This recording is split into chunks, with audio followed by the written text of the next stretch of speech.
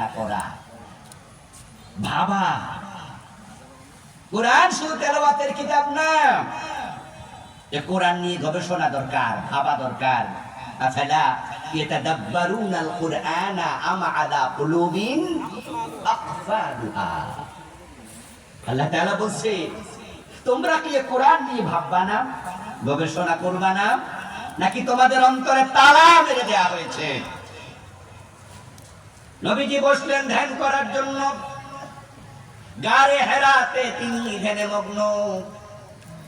অথচ সমাজ পরিবর্তনের জন্য 23টা বছর তিনি চেষ্টা করলেন। এবার আল্লাহ তাআলা ভাবলেন, আমার রাসূল সমাজ পরিবর্তন করতে চায় কিন্তু পরিবর্তন হয় না। তাই তিনি জিবরিল আমিনকে গারে হেরায় পাঠায়া দিলেন। জিবরিল আমিন প্রিয় নবীকে গারে হেরাতে 3 বার বুকের সাথে ঝাপটায়া জড়ায়া ধরলেন, বললেন, ইকরা, পড়ো।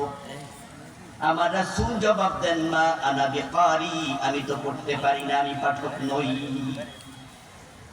তৃতীয়বারে বুকের সাথে শক্ত করে জড়ায়া ধরেছে। এবার বললেন, ইকরা বিসমি রাব্বিকাল্লাযী খালাক। এসে গেল কোরআন, সূরা আলাকের প্রথম 5 আয়াত। কোরআন আসলো।